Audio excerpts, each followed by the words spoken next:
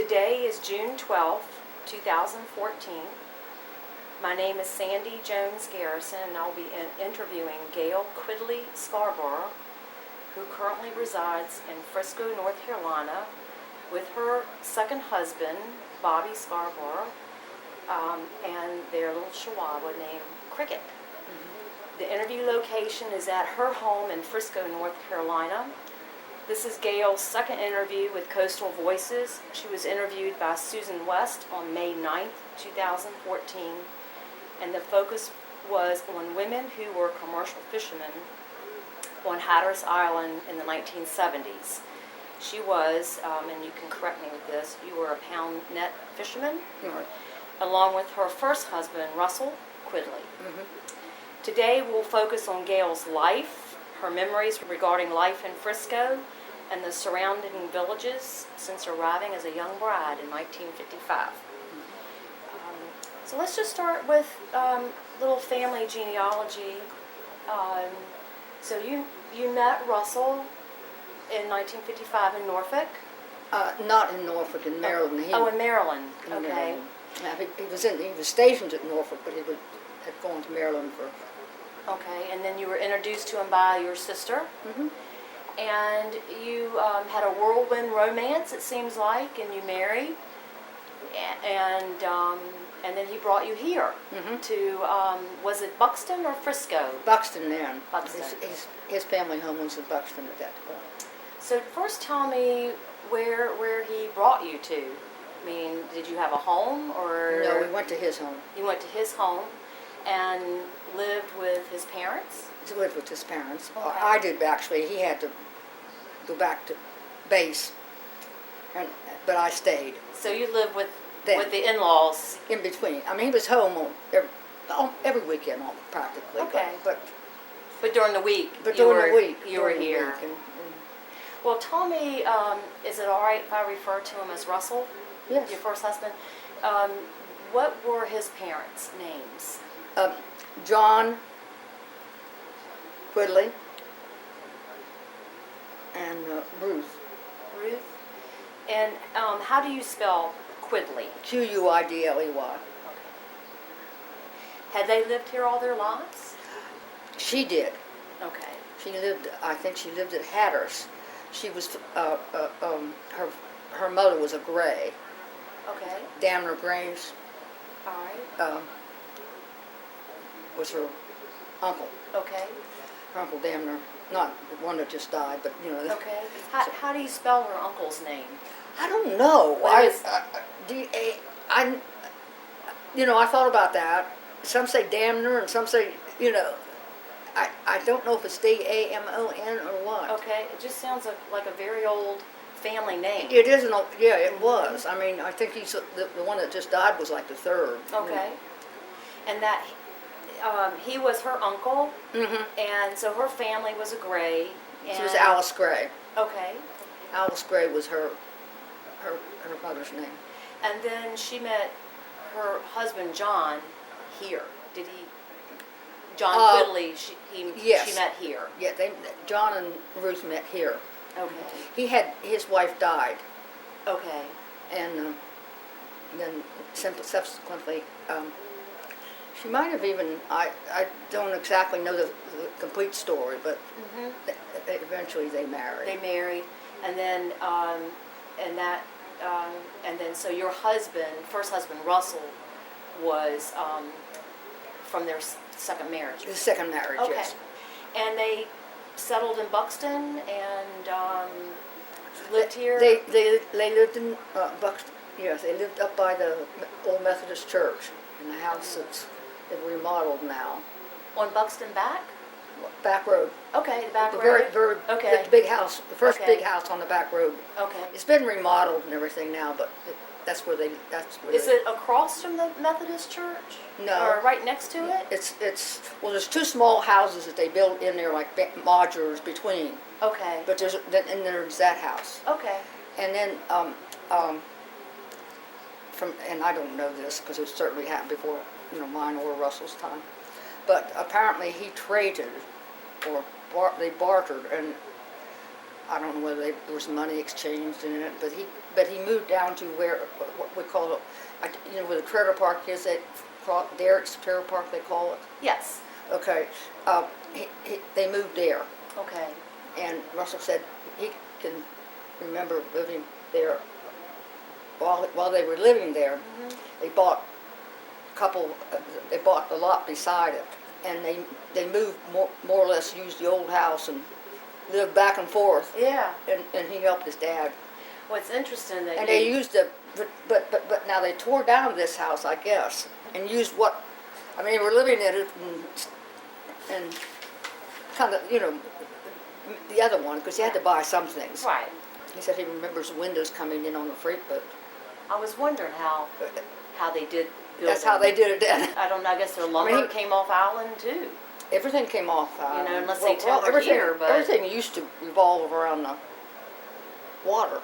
Well, right here is where the main road started up. Right where this is. Right. This would be considered the first house in Frisco. I mean, it's not, but not with the way this. Then from then on, it went on down to the shore side and followed the shore side almost down to where they lived. Well, I guess I need to say for the record that this house is located right off of Highway 12, heading south. It's a little north of the Scotch Bonnet. So you can clarify exactly what you're talking about. Actually, someone wrote it out for me, and how it used to run. And one day I'm going to map it. I'm not the best mapper, but they've written down everybody and where they lived. Oh, that'd be great. And this was the first house. Yeah, actually here it is. And this is how it went. Pretty much, they did a pretty good job with the names. Do I have that? Let's see. Do I have that in the right order? All right. Let's see how the order goes. So let me look if I might have. Well, you have Highway 12 there, and wasn't this house. It was a small house right next to it where Joanne's shop is. okay, the thrift stop. And here they are. They were Annie Bell. That's her children. So Jesse Tolson Jesse and Annie Bell lived just a little south of you. just right where Joanne's at. Really. Okay, where the thrift shop is.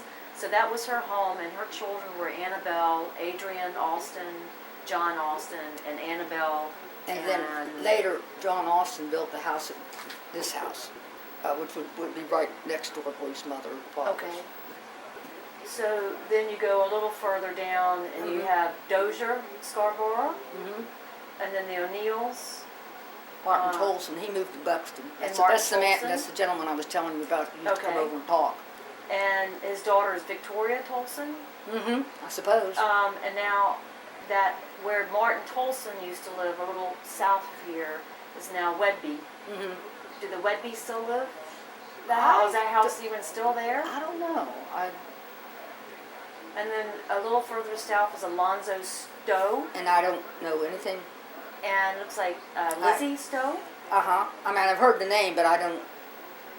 And then, of course, we go down. And Keep going down south down. on Highway And over 12. here, he's made. I think what he has done is made notes of the family.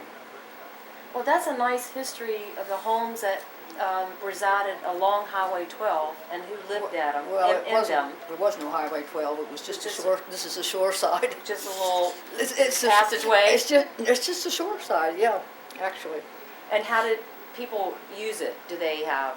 Well, they had little small roads with carts, but most of you just went through the sand. You walked. Okay, so you walked. So Frisco was more of a walking area. Yeah. Husband remembers walking down. Let's see, I don't know where his aunt lived. Somewhere up down here. Was Highway 12 then what you call the walking path, the walking road? Right. Yeah, and then it would have these small, roads to the back, but they were paths. I mean, they weren't roads. Nothing was paved. Well, did they ride horses, or is mainly walking? I think mostly walking. There wasn't a lot of vegetation he said, my husband told me, maybe he knows, I don't remember, because it wasn't here when I was here, said that there used to be wild cattle, but you'd have to stable it, and that just didn't happen down here. Right. So it was boat. Yeah. Okay. I mean, they had the water, so I guess you would say that eliminated the need for horses. So everybody had some sort of little skiff or boat. Yes. They lived along the waterway. Yeah. I mean, like I say, this is pretty much on the waterway. Our land goes all the way to the sound. It was the lot we bought here. Have you seen, and I'm probably getting a little off track here, but have you seen, as time goes on, the land shifting more to I guess, the west? So you're getting more land behind you. I remember one house that went down, a small house that was built at the end. Yeah. I mean, not completely, but enough that, there wasn't enough land to rebuild it. Probably couldn't get the permits to rebuild. Right. I don't mean it just floated out or anything Right. like the ocean, but yeah. And I know there's just some difference in, and even the deeds that we've had. Mm-hmm. What do I want to do with them? Let me see. Well, anyway, that's how this goes. And Okay. These are the bridges. Who drew this handwritten map out for you, indicating the homes and who I can lived tell you there? who he was with, and I can't tell him because he was a visitor. But he lived here. Okay. His father used to own what was, it was, I'm trying to think. I probably have it written somewhere. He was visiting, and he had all this, kept all I this. wonder where he got it, just from memory? Living here. Living here. He knew who went with, he would tell me the stories of. About each family that was on this handwritten map? Yeah. There are quite a few familiar names here. This is the old Frisco School. Now, where are What he's kind of done is he's taken Highway 12. Okay. And he's taken the way it used to, the old road. Right. Where the houses used to be along here. And it looks like the old road, and it looks like he's labeled it old. He's labeled it the old road. The old path, whatever it was. Yeah. Runs parallel to the current Highway 12, but more eastward. It's towards almost the sound. everything I think was on the shore side. A lot of houses have, And how far down from where you live right now was the old Frisco school? Okay. Let me see. Where we got the school here? Well, there's the school right here. Here's the school. Okay. The old home site. And there's, looks like he even marked out the post office. The Edwards store, which wasn't, was not anymore. Okay. Most of this isn't anymore.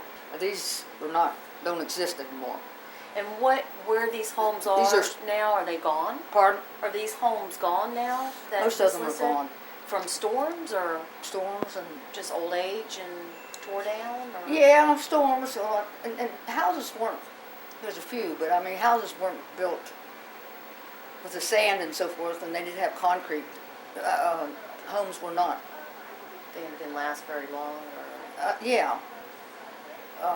The storms Until it, well, you can imagine. There just wasn't that much. There was one time my husband told me, and he remembers it as a child. They had they took sand and made these great big cement, these blocks that you see now. Yeah. And that's all they had. And they would just use them like cornerstones. They didn't make them like a whole. So how would they do that again? They took sand and... I guess cement maybe or something to make harden it. And those were the cornerstones of the homes. That's what they used. If they had a foundation at all, some were just wooden. Okay. So some of them did go. There was we called it a factory. It wasn't a factory. Okay. It was just a site where they put made them together. Put together, right? And in fact, if you go outside, you can really. I can tell the ones that are. Where they used to be? I can tell the ones that used to be old. They're not like the ones that you get now. They're much heavier. I can't lift. If you lift one, you'll know the difference. That sounds dumb, but No. the ones they make now are, they're heavy, but they're not that heavy. And they kind of have the home like more of a mounded look than the ones from the And factory. then they would frame around that? I think they would, if there was any, and I don't know which ones did and didn't. No way and I'm sure he really didn't either. Yeah. But he just told me that was the only like structure that Right. they didn't have access to cement. And When you first came down here in 1955, you were in Buxton. Mhm. So was Buxton very separate from Frisco, where you live, where you eventually moved to and lived? I mean, were they just two separate yes, communities? the houses. And I tell you what wasn't. I mean, what's different? There were a few that along the road that that was there, but everything that you see like goes up the hill, and Brigham's Bay and all that was nothing. okay, I mean, just land. in fact, when you went out, and we're speaking with my mother and father-in-law lived, and I think there was like, Russell told me that there was he wasn't a native, but he built a block house, and it was he was a superintendent for one of the shipyards up there. I don't know how he got it down, and then in Urban Lang's, and that was about it. Yeah. Everything else was built after that. Okay. And everything, there might have been one or two, I can't say exactly to tell you exactly what it is. But almost everything then between the lower end of Buxton, Okay. and as I said, even he wrote down this was the first house of Frisco. So this was considered Frisco. So in between there wasn't much. Just All the housing projects and all the ones in in Buxton or Frisco, up on the hills. Okay. There was no Spencer's Woods. I mean, okay. there was nothing. You just went down there. It was that old tree, crooked tree. Well, Right. You've seen pictures of that. Yeah. That's how you knew you were going down to the shore side from there. So actually, everything that's between where I'm, the houses that I just told you about, and here, were pretty. This was pretty much the start of it, Okay. and it went on down to where the shopping center is. The shopping center, the Frisco Rod and Frisco, Gun? Frisco. So that pretty much is where it ended. Yeah. The Frisco ended. Well, yeah, it's it. Then it curved. It started to curve like he has it here. It curved. Then it curved back up, and then it goes back to what we know as Highway 12 now. When it curved, you could kind of. Well, Yeah, he had them I mean, laid I out can- pretty nicely. If That'd be- somebody, I mean, I'll tell you the source Okay. and who has this, and Okay. I don't know whether there was a gentleman who published a monitor. Okay. He's deceased, and his sons still live here. And they gave me what they had of his dad's copies, but he did this. And then now he was telling me that he did this for the monitor, for Dick, when he had the monitor. And I asked I think I contacted one of his sons, but then he gave me some. Now he gave me one that had the map, but didn't have it listed like this. Yeah, this is So what he wonderful. did, he said, well, he said, it's on the monitor, and I said, well, I don't know, he's deceased now, and I don't know whether we could, I did ask, and he said, never mind, he said, I can remember it. So he just drew it out for you. So I got the copy of the map out of the monitor, where it started and where it ended, Right. and how it curved. Right. But he copied it, and I have been meeting. He was pretty explicit about it. Yeah. And he then he was had been seeing a lady up in Buxton. Okay. That used to live here. Well, if you happen to remember his name at some point, let me know, and I'll remember. I'll add it. I mean, to or that. I'll see something with it on. I have a lot of Pictures. history up in the attic on Okay. this. But he did this, and I said, okay, I know some, but I don't know them all. And he said, well, the monitor did print it, and I don't know whether they gave me what copies they had, but maybe they didn't keep copies. Tell me what the monitor is. So is that The monitor was he put it out. It was I don't think I have. I'm pretty positive I don't have one downstairs. Is it a I'll get you one. newspaper or a magazine? It was a magazine. It was a magazine, and it was something like what they put out now, except it was in magazine form. And about what time frame do you remember he did this map? It was like pre-bridge or? I would say probably. He gave me this about 10 years ago. Okay, fairly recent. It's when I asked, we were talking about it. Okay. And I don't know why on earth we talk. Well, I was a historian, and at that point I didn't know. When I took it, I didn't really know much except what I knew from what my husband and his relatives and people that I knew told me. Because I didn't come here till I was 16, so I would say you've lived here most lived of my your life. Yes, I had access to a lot of history. You did. You married into history. But I like history, and I like to keep a diary or journal. It's not a diary; it's a journal type thing. Your journal related. Did you wrote down a lot of things from your history? My husband always, in fact, he always seemed to favor being friendly with older people. You know how? Not that he didn't. I don't mean that he didn't play and anything like that, but he would listen. Yeah. And he listened very carefully.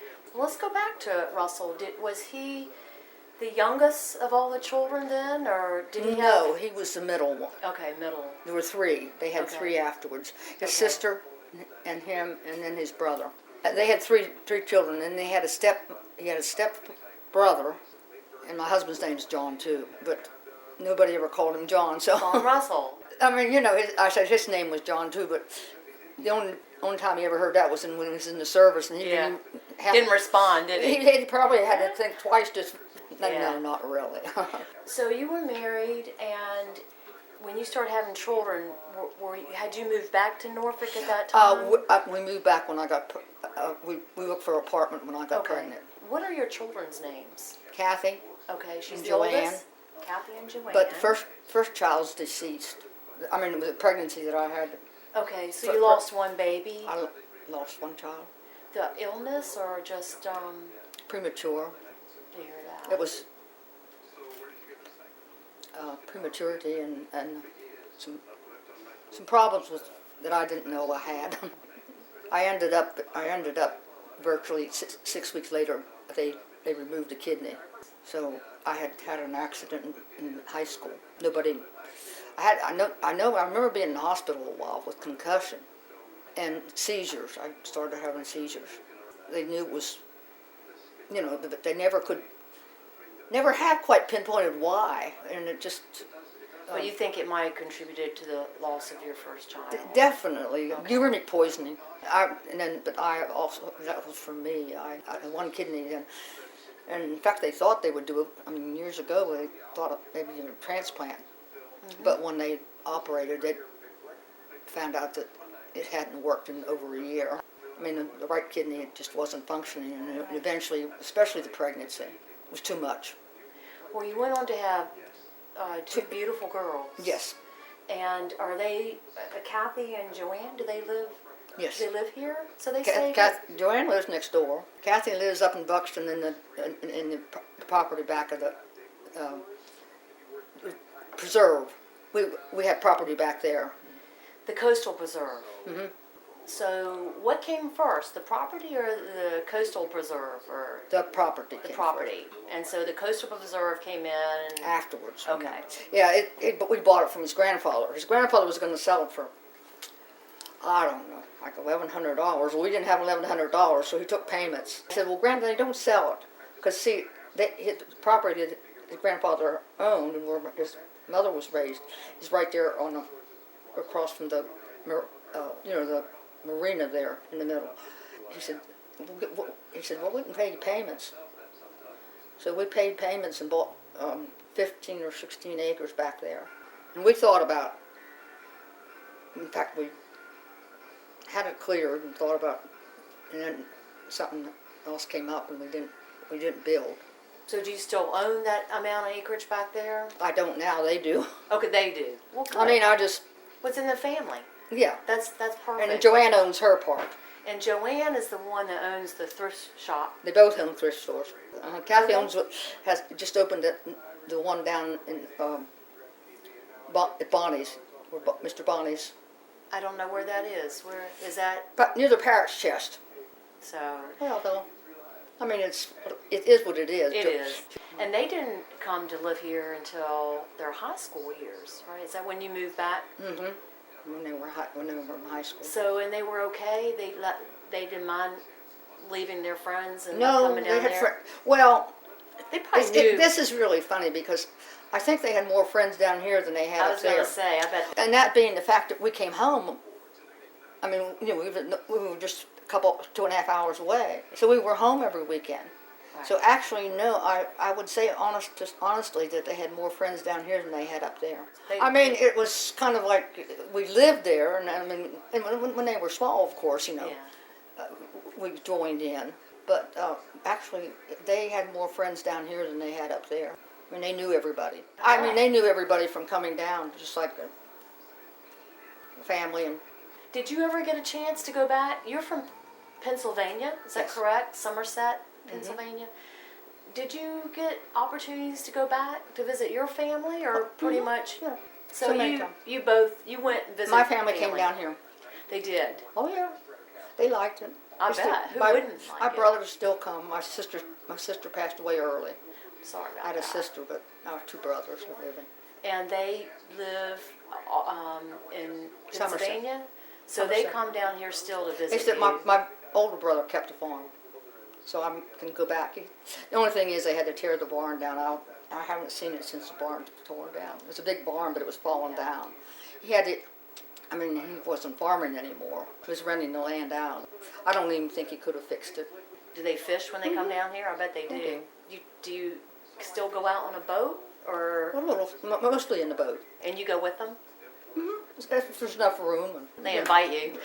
depend on how many they bring in. Tell me, when you were first here, this is in the early years, say 1955, and you lived with your in-laws.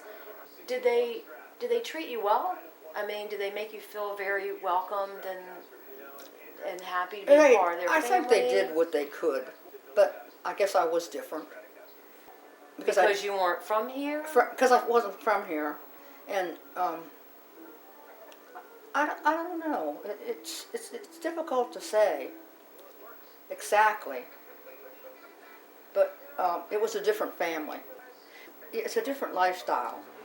It was also they were different. I mean, you know, I Did you cook I was together? I went to or- church. I went to baptized when I was young and went to church. His parents did. She didn't call him husband or anything. She called him Mr. Johnny. And I said, what have I got into here? I mean, I'm from a big boisterous farm family. I mean, you know, and my grandparents lived on the same farm. You know, not in the same house, but on the same farm. So I mean, I guess it was me. He was stationed. Your was first stationed. husband was stationed In Norfolk. And so you lived up there, and it sounds like you kept your home in Norfolk. Did you sell it, or did you keep it? And I sold it after he died. You sold it. So from your early years until he passed away. I just sold it after he died. But we had the house remodeled. It was a little, 3-bedroom, and we had the bedroom and 1 bath, and we had, everything tore out, and the kitchen everything was closed in, and had swinging doors. Uh-huh. I said I didn't come back full time till after he died. And that was what year? Oh, what would it be? I went back and forth every weekend. 19, he died in 2001. So it was, I think, 2003 when I retired. I went ahead and Retired the second time. Second time. I went ahead and I was so near that I went ahead and stayed till it wasn't a big retirement, but it's government insured. Well, I'm sorry you lost him.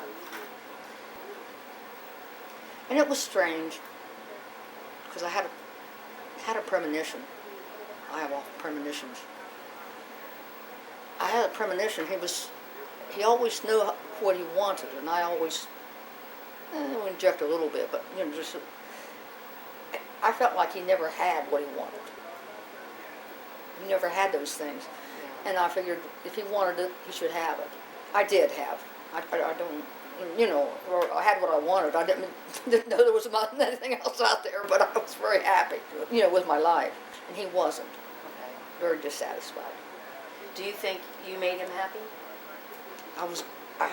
Yes, in one respect. Maybe not. Yes, I did. In fact, I know I did. He wanted, and I wouldn't say it's the most romantic love in the world, but he wanted a good mother. He wanted a family. He didn't want to grow up like he grew up. When I went with Alice down to Fort Meade, I had my Sunday school pin on. He said, "What does it say?" I said, "It says I went 10 years without missing a Sunday." He said, "You did?" And then something that came up, I don't know what it was, something about family, and I remember defending my family. I don't know what the remark, how it came about. And he came back up, and he said, and 4th of July, I had a ring on my finger. He said, "Well, you were pretty." And Well, I thought I'd take you back to the genealogy a little bit, since I'm trying to kind of get an idea of what you married into, your first marriage, and then you married a second time, and you've been married 11 years. 10. I'm 10 sorry. years, I'm sorry. I told you 11. Okay. I knew him a year before we married. I thought about that after I said it. Bobby and I have been together 11 years, but we've only been married 10. 10 We were years. married in And were you married in Frisco, or? Hatteras Church. So you at the Hatteras Methodist Church? Methodist Church. Are you members of that church now? No, I was met her at Little Grove. Little Grove. But okay. he preferred Hatteras. I go to Hatteras now because Okay. I've gone for 10 years, 11 years now. And what is his? He's Scarborough, Mm-hmm. and it's spelled Scar. Borough. Scarborough. And his family from this area? His grandmother was. His mother married and they lived in Wanchese. Okay. So he spent his Okay, his he was kind of like, I just explained to you, he was down here a lot. He knew as much about Hatteras as he did. and you knew of him because he was a neighbor, and you knew each other's children, and it wasn't until late in the later years that you met again and married, and what is he? Is he working now, or what? Just does he fishing, do? commercial He's fishing. He's He a has his commercial boat. fisherman, and His- still his- fishes. His son fishes one boat. He fishes the other. Okay, and what is his son's name? Robbie. Robbie. And Is he a junior? Is he a? No, is Robbie a junior? Yeah, probably. Because I've ever. Bobby and Robbie, I just. It could be. I don't know. Do you think there's a drug problem in this area? Yeah. Do you think there's a drug problem in this area? Very much so. You think it'll get better? I mean, as time goes on, that things will clear up, or? It's a very difficult. It's something I ask myself. Is it getting any worse? Is it getting any better? And I'm not out and about, as much as I used to be, and I wonder, but yet there's so much that you glean from other people. And I think there's a lot more than, and I think it starts out as recreational. I mean, I'm sorry, but some of the people that I personally know, I mean, I don't think they started out that way. Do you know what causes it? Is it just they feel isolated, or they feel? That's a question, and There's not enough decent wonder. jobs but for them, then, or? of course, I'm not familiar with. I mean, I don't know. It could be how bad is it away from here? Or maybe it's because you see it all here. I mean, a lot of times you can live next door to somebody up, in a larger area, and you don't know what's going on. But here, it does become pretty much close. I mean, sooner or later somebody knows it. So I'd like to think that it isn't, but I have to pinpoint that Avon's pretty bad. I have friends, and I don't know of anybody in Avon that isn't affected by it one way or the other. Now, down this way, I'm not so sure. I mean, haven't heard as much down there. Too much too fast, I'd have to say. Okay. I mean, this island was not like where I lived. It was a barricade. You know, it was barricaded and Very isolated. Isolated, and everything came at one time. Well, you mentioned that earlier. The roads came, the electricity came, the water came, everything came at one time. About what time? I mean, do you remember about what time frame? Late 50s and early 60s. So before that, you had no electricity? Or you had generators? Or how did people... Generators. Oil? I mean, you could have generators and... Gas and... Cisterns. And wells. Water was terrible. It tastes bad. So did you have to boil your water? Or... Well, basically, it wasn't, when it was just shallow, you can't... shallow wells. They're shallow wells. You can't have deep wells down here. I never thought about the electricity and the water and the road and the bridge in the 64 all basically happened within a 10-year period. Mm-hmm. So but I would even say even closer. I mean, the late 50s and early 60s. So within a 5-year period. All would happen at one point. So how do you think that changed? Well, they lived differently, and the parents raised their children according to their life circumstances back then. And then all at once, life changed. The road opened up. Influx of newcomers. More people. I mean, more homes, more visitors, more everything. So good? Was that good? I don't think that. I think we had a lost generation. Parents didn't know how to parent after the teenagers learned how to drive and drink. And I mean, not that there wasn't some of it. I don't mean that there is everywhere, but it was very limited. They didn't know what malls were. Right. I mean, and I would say there wasn't any, very little. I mean, like theaters there was movie, but I mean, things that we take for granted even in the country.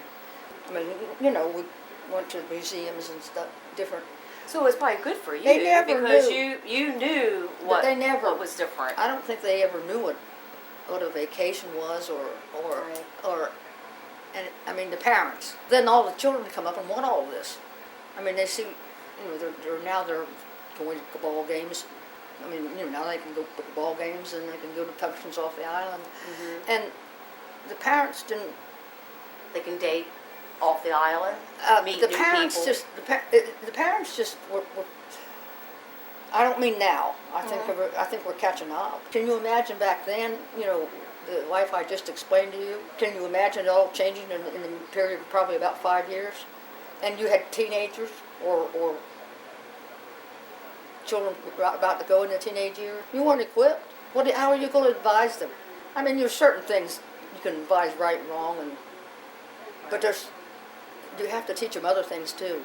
And that wasn't. They were never prepared to do that. Well, I can remember. We would have to go off the island for everything, to the courthouse, to the bank, to anything of any consequences we went off. Mm-hmm. And I can remember his mother going one time. And it was to the courthouse, and she didn't want to go, but it was after her dad died. Dad died early, Mm-hmm. She was a widow for a long time, and she lived a long life, 96, so. And who was this? Ruth.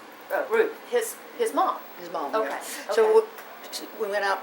So she said, she told me, she said, I have to go to the bathroom. I said, well, they have bathrooms in the courthouse. So we went in, and She looked around, and I said, well, there's stalls, and I showed her, to go in one, and I went in. I went in the stall. I came out and washed my hands and stood there and stood there and stood there and stood there and stood there. I wondered, I said, are you all right? She was mumbling. She mumbled a lot. I don't know. Russell said, Mom, talk, don't mumble. And I said, something wrong? She said, I can't get out. I said, well, she must have knew how to lock it. I don't know. She said, I can't. It won't come out. And I looked at it, and it was about that much. I mean, there was a little space there, but it was very little. And I thought, well, she was a heavy-set woman. I said, we're in a mess here. And I said, okay, let's see if I can. I said, now if I get stuck, you pull me. I said, if I get stuck in that spot, I said, I might get halfway through. I said, I'm bigger at the bottom. I told her, I said, I'm bigger at the bottom than I am at the top. Anyway, I'm going like this, and then you're scratching, and then, of course, it's small, and she's in there, By now, she's panicked. Finally, I got in and got in. I never did get in the whole way. I got enough so I could reach up, and I said, listen, push this, push it this way. So we got the door open. Was that her first experience in a public bathroom? I mean, and I thought back, I said, well, how can you go all your life without going to a public bathroom? I mean, 5 and 10 cent stores when I was little might have to put a dime in, but I mean, this is back in 1955, 56. But she couldn't get out of that bathroom. She got in. When electricity did finally get here, how did they change their home? How did Russell's parents change their home? They brought electricity into their home, and they had people. They had to have it wired. And they had wired, but did everybody do that? Everybody had to have it wired. But did some, because they couldn't afford it? Some could, some couldn't, some waited. They waited, they didn't do it right away. I can remember in 55 they didn't have electricity. Okay. She did. I didn't have it, but she didn't have it. Was it expensive to get electricity? I don't know, Russell, we finally, I remember we had house wired, he had, and the water put in. And was that the same way that some people could get the water and some couldn't? And I mean, it was, you had to pay for it. You had to pay to get those installed in your home. Installed in your home. Wow. That could be pricey. Yeah. Well, I mean, for considering the income back then, yes. Right. I mean, just wasn't a place where money flowed free. You had mentioned to me earlier the first time, not the first time, but when you first started going over the new bridge. And the new bridge, and just for record, that we're talking about the Herbert Bonner Bridge that crossed from Body Island to Pea Island, and it bridged over the new inlet that was created like in the 1800s. It bridged the Pamlico Sound and the Atlantic Ocean.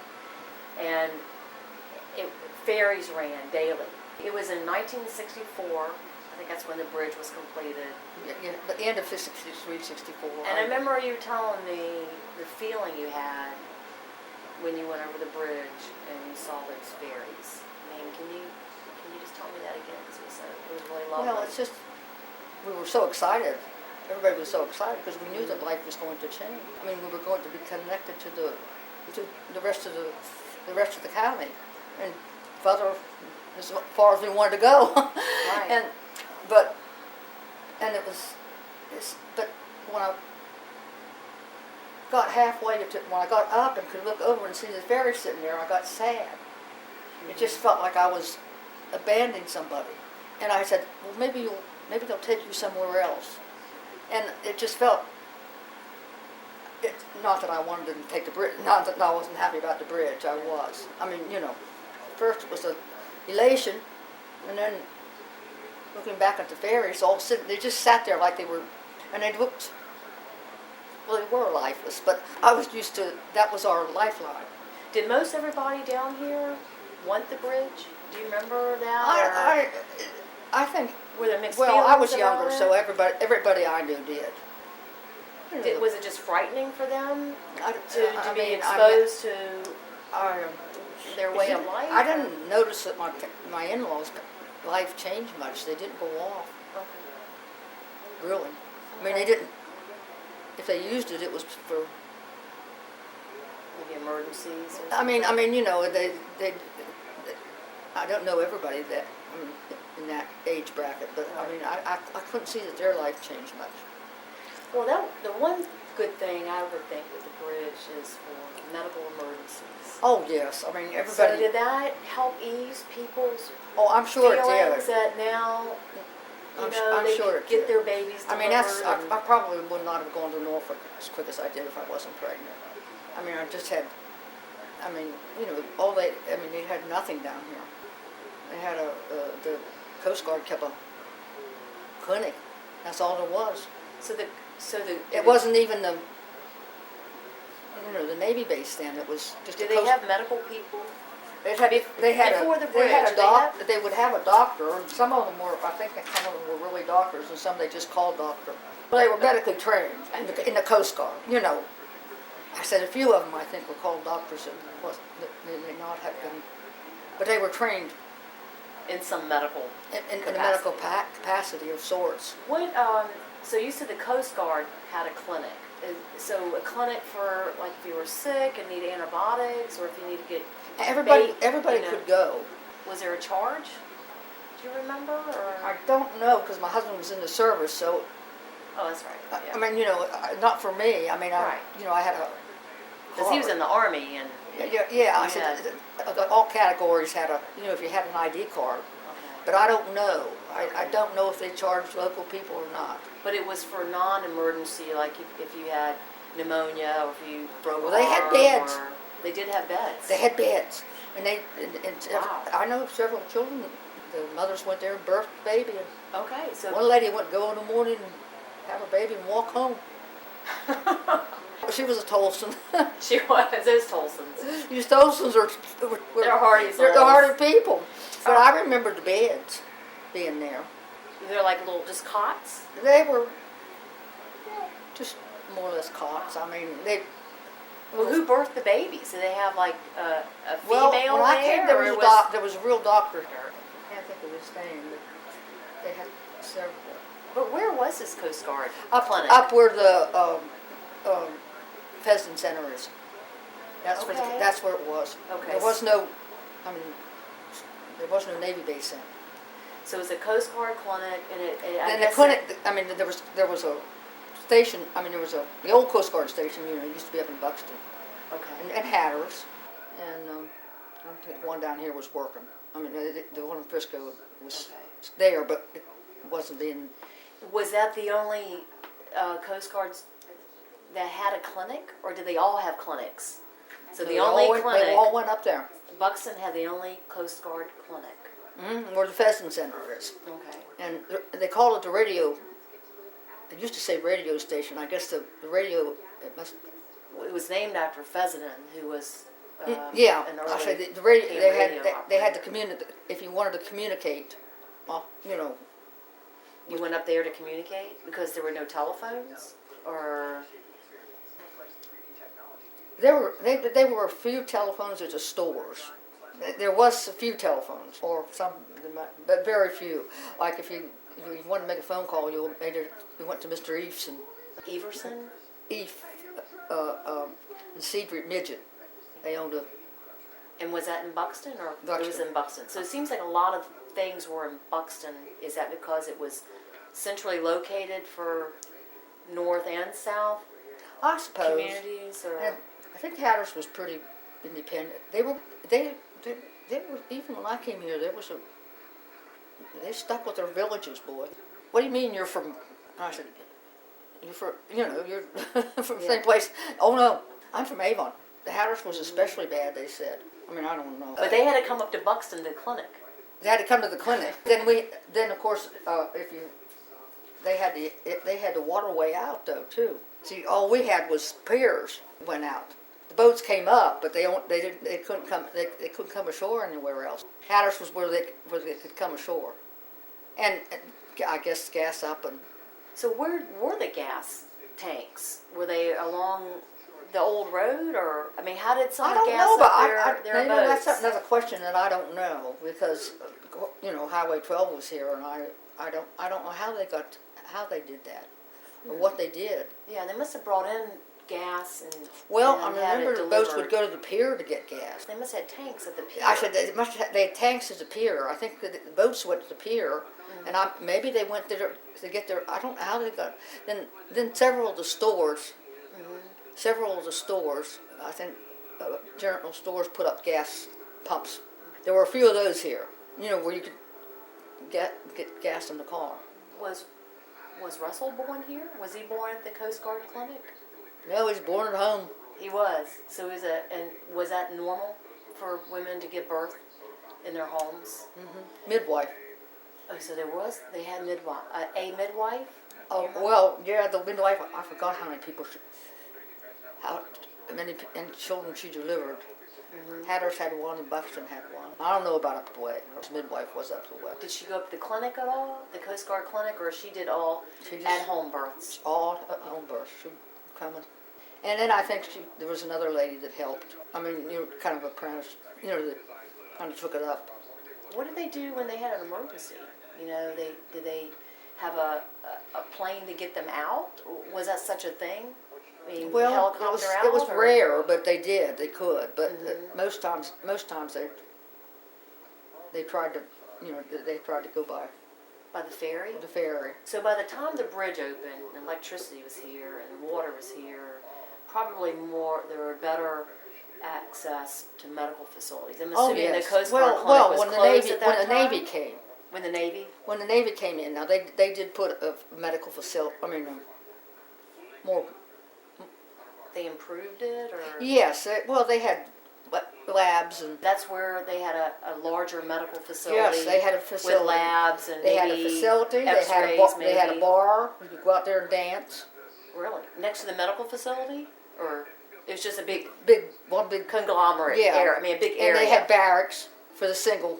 Okay. For the single personnel. Did you ever get to go to the? Was it just for enlisted and officers, or? No, you could go. So the community could go to the bar and dance. Did you ever get to go? We went to dances. Oh, what kind of music do they play? Country.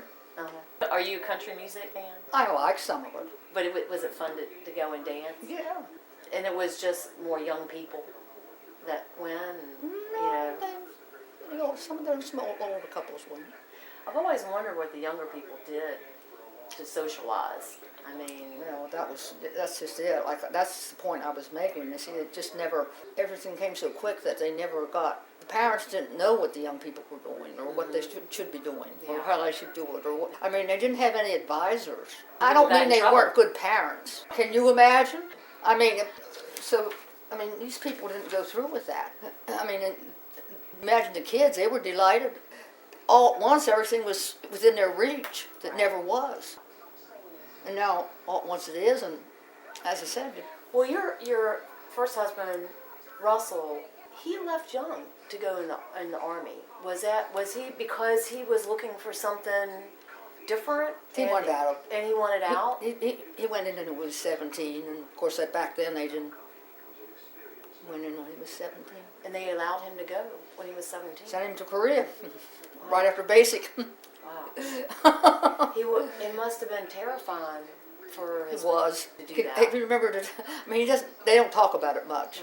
How long was he in the Army? He was in 6 years. So he had a 6-year run, and then where did he? He worked at Ford plant. And then you both came back down here. Well, then he had to have the spinal fusion. He retired early. But started a second career. I mean, the pound net fishing. And we kind of put all our energies in it. And by that time, the kids were graduated, and they were here. Tell me about the church. All right. Rural community. The church is sort of like a community hall. Mm-hmm. Everything. Well, there was two things. I was a farmer. We were farmers. The grange and the church. And did you find a church down here that you could go to? Buxton, and was it a Methodist church? Methodist church. What? I was Lutheran, but that was a Methodist church. There was Pentecostal too, but I wasn't Pentecostal, so I was. So they had a Methodist church and a Pentecostal church. In most villages, yes. Oh, and did Frisco have a church? Little Grove. Little Grove's been here for a while. I have all the history of Little Grove. See, everything got destroyed on the sound side. Was it a bad storm that took it out, or several storms? Two storms, 33 and 36. 33 did the most, and then 36 actually took a lot more. And people, and we're talking about sound side. People used those years to relocate, like Miss Maggie. But then they came up here and bought property but donated it. She was always in the church, so they donated it, donated the use of it. I don't know how it is. But anyway, that's where the Little Grove Church was built. Of course, there was the other lady here. Miss Minnie built a church. This is from 1940. Miss Minnie was postmistress and school teacher on the Outer Banks for many years. It was largely through her efforts that a new church was built at Frisco after storms had swept away 2 other houses of worship. Miss Minnie, the wife of Captain Dave Edward Fulcher, he was a veteran Coast Guardsman, labored long and tirelessly to help build a church at Frisco to replace the one swept away by the storm of 1932. And is that the present location of Little Grove? So that's been there since that well, see, that's time? right across from where Miss Maggie lived. That's the land that Miss Maggie and Mr. George donated the land. And they worked together, I think, on this project. And when did you start going to that church? 77, when I moved here. When you came? I changed my... After your first retirement. I changed my... I said in 1977. And did you move to this house? Pardon? When you came in 77, you moved into this house? Not this house, well, not the same house, but yes, was This property? This property. Okay. And then you joined Little This house Grove. has been redone. Was a little bit more added, and some of the furnaces taken out, and some of the remodeled. All the walls were different. And, everything was tight. I guess that's the way they lived. I don't think they opened their... I lived on a farm, so things were pretty nice and airy, and not down here. I think the storm does that. The storm does that to them, doesn't it? Because I looked at other houses, I said, why do they live like, why do they put all these doors and put swinging doors in? Yeah.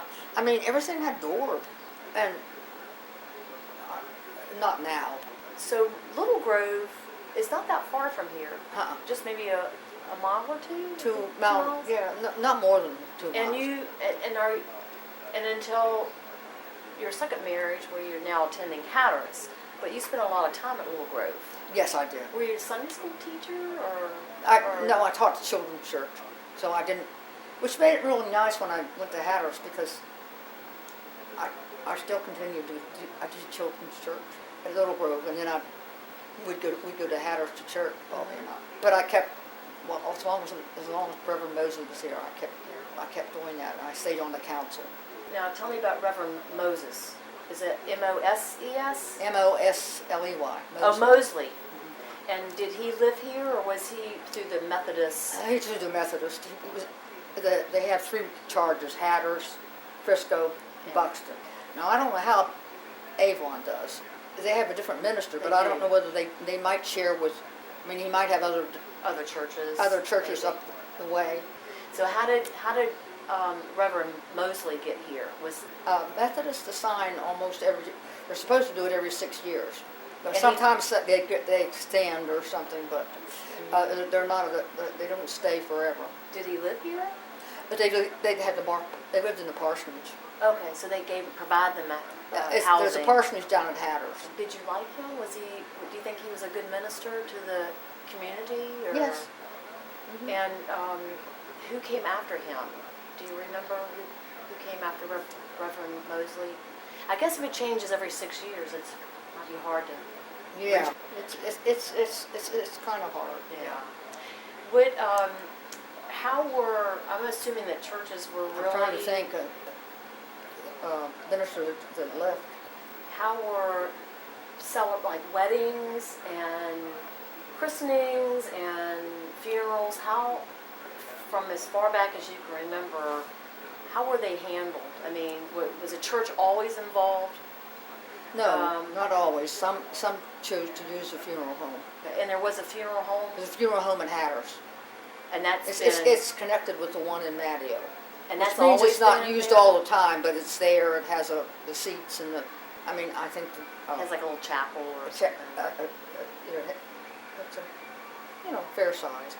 Well, from what you can remember, when people passed away in the 1950s and there was no bridge and there was no electricity and there was no water, how did families, and how did relatives handle when that happened? Do they have an undertaker they called, or they had family property the family member was buried usually on? the undertaker. I mean, Okay. it was usually the undertaker, and they used to have one down here, but after he passed away, they handle everything in Matteo, and they just come down. But there used to be Miss Violet. Her husband used to take care of. Do they have coffins? I mean, did someone have a supply of coffins? They kept lumber for coffins. So when anybody died, men would all get together and make the coffin. And he said he remembered going with his daddy. Didn't make the birth, and to her grandparents, and they went up to the house. And he said they worked that night. He said he remembers falling asleep, and his dad, shaking and told him, "There's no time for you to sleep." The grandmother said, "For heaven's sakes, John, he's a boy. Can't stay up all night like you do." And he said then he remembers he was in the house, and he said he remembers then when they were finishing up, the women came with lace and satin. They brought it in the living room, and the women came in and fixed it. And then I guess they brought the body up from Hatteras. Was that normally what happened, or was she special? Or, I mean, is that normally when someone passed away, that Everybody pitched in? And if you had a room, I mean, if you had a lot of people the bigger houses put the lumber in their attic. And when people saw a ladder going up to the attic, It could be a little unsettling, a little bit. yeah, I shiver. Yeah. A little chill I mean, myself. I can just, I don't know why. Yeah. Do you ever just shiver? Well, it just when I tell that, I can just imagine going past one of my neighbors and seeing that. Because and you automatically know that somebody has passed away. How about marriages? What? How about when people got married? I mean, do they have to send off for the license? I think you had to make the trip for the. So if you want to be married, you got to get off the island somehow Yeah. and get the legal paperwork done. Yeah. And you can come back down here and get married. Come get married. A lot of people didn't bother. They just got married. A lot of people went to Elizabeth City. Mm-hmm. Oh, they did? A lot of people went to Elizabeth. They had set up a marriage where you could get the blood tests and the minister and All at one time? mm-hmm. When you think about it, most people my age went to Elizabeth City. Okay, I didn't know I mean, that. unless they were going to unless you were really up in the high class, you might have a church wedding down here. I'm not saying they didn't, but generally, you could get the whole thing over with right there. You didn't have to wait 3 days. But everybody went with Elizabeth City to get married. I didn't.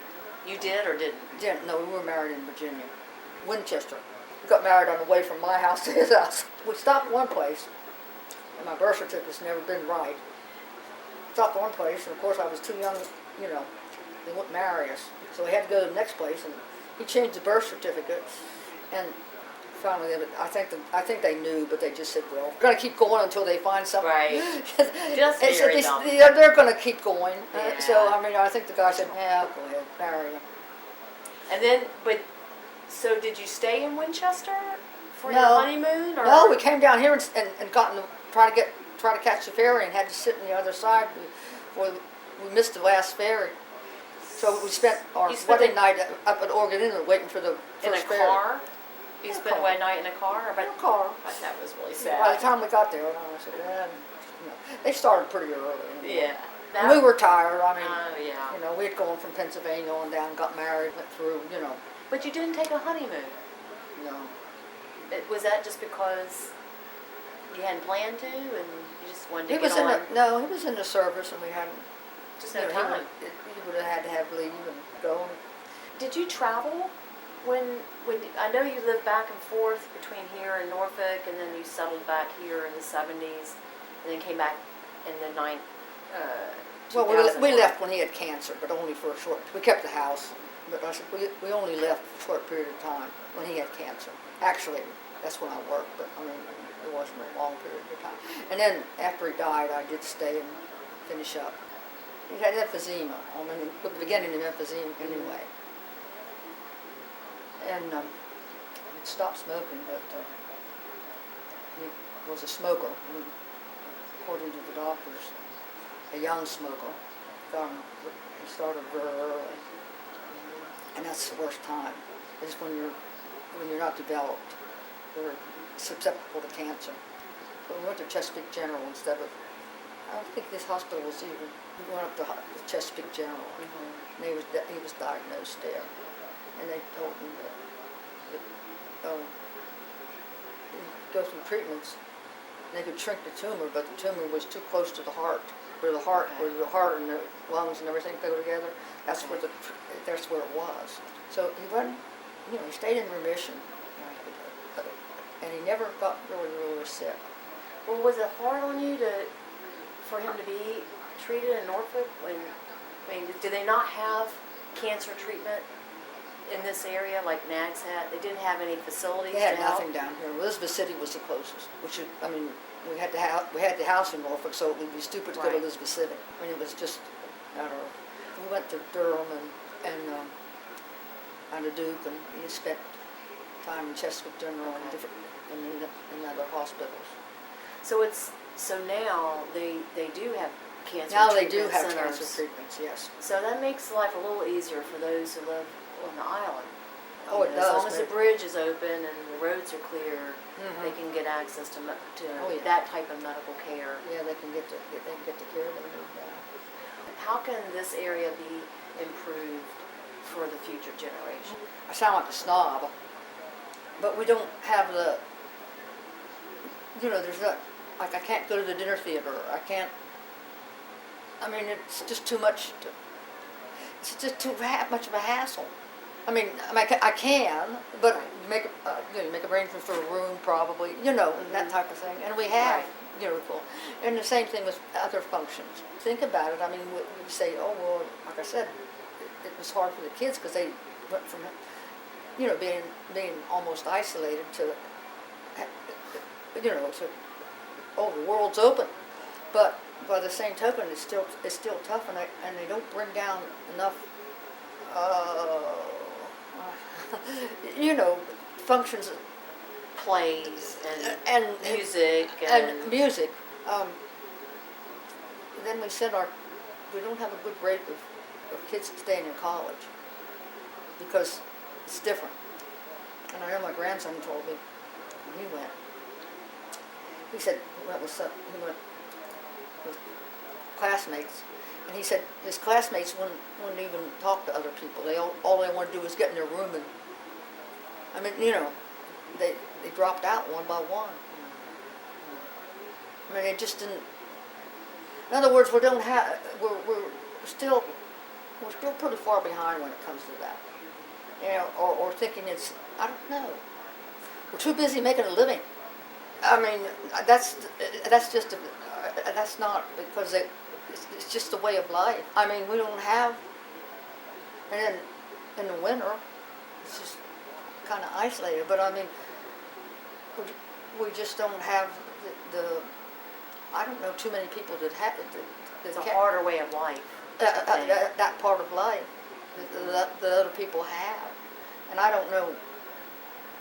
We spend a lot of effort and time, and of course it's our livelihood.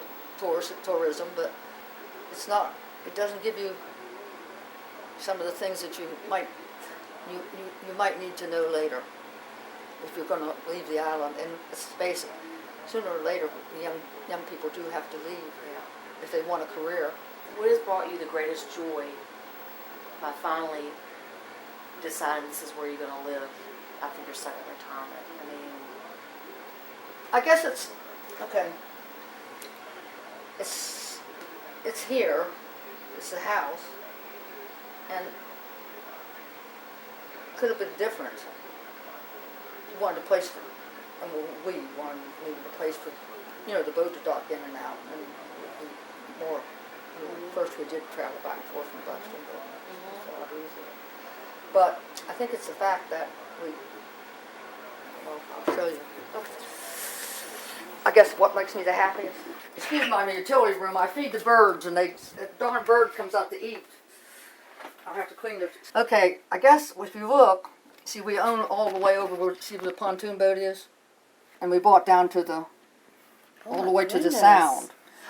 And I guess it was a controversy. And I guess people said, you're stupid to pay, you're stupid to, you could have a nice house for what you're going to pay. For the land. And he said, no, but Gail doesn't like to be blocked in. I said, we had a house and raised the kids there. He said, but she doesn't really like being blocked in. And she'd rather have more of a basic home and be able to, So this makes you happy? Well, it made me happy then. I mean, I have to go up for corn. Red-headed ducks coming up to eat. So you feed the birds, you feed the ducks, you feed the deer. You have your little farm. Yeah. You've gone full circle, haven't you? Yeah. So I guess you can say I could be like over there and be just another, look on this side. Okay. It'd just be one of those houses. I mean, Right. my daughter lives in this one, by the gray one, but I could look that way the same way. But he knew I needed something, and everybody said, well, "You're stupid. I mean, you can go buy a house like that." Or I guess if you say it, that's probably the one thing, that I can look back and say, it's the next best thing to buying a farm.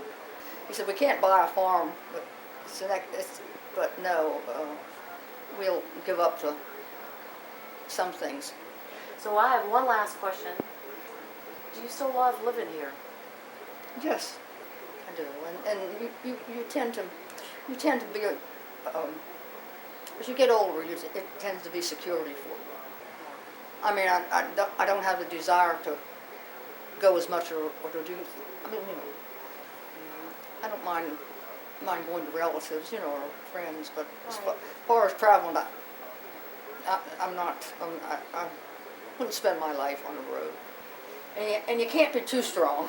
I mean, I look at Miss, and then I read Miss Maggie's, and they were extraordinary. And I wasn't here whenever she was here, or don't know. And Miss Maggie was. But sometimes it's kind of hard on. You have to be very careful, because women or men are like this. They enjoy being in the public eye. They enjoy doing things, but you have to sometimes remember that you have to make room for others. And I know after Miss Maggie died, the church just. And I thought, why? But actually nobody was, I mean, the church and she, I mean, we weren't prepared as a church. I mean, we didn't work together. I mean, eventually Little Grove, and now Little Grove has a good congregation, but when I look at them, I say, be careful. I mean, just be careful. Don't use any of the things God gave you for your own. Just for your own. I mean, I don't know. Power. It's not power. I guess it's. I don't know what you call it. But sometimes you get caught up in these women. Apparently, it did get caught up because they did good work. I mean, it wasn't their egos, but I don't think they ever thought that maybe I should teaching, or maybe I should let. It was just they were able to do it, and they just did it. Or maybe they could have gotten people to do it for them. My oldest daughter's like that, and I try to tell her you can't do that. Wears on you, then also it weakens the structure you're working on. If it's a business, a church, or anything you're doing, my husband would never have given the girls the land. He would have been afraid. I wasn't. And the same way, I don't let religion, it's not my life. I try not to make it my social life. I mean, that sounds, but I don't. I'm not that I won't go to something, but I don't go every time the church door opens, and I don't, I try to diversify and, do some visiting in the community and some things that please me. There's anything else you want to add? And now, I do write a little. I've done a lot of stories, and this is just about me. when I first read Gail's books, I was touched with the way she drew a very clear word picture of children, their actions, particularly their impatience. Gail added, I strive to picture animals just as children see them in real life, give as much information as possible, and stress that wild creatures should be helped and enjoyed. That's the story. And it's called The Caterpillar's Secret, and it was published in the Beachcomber, August 10th through 16th, 1984. Good at that. This is when my grandchildren were little. And there's a history of Little Grove in there, I'm sure. Somewhere.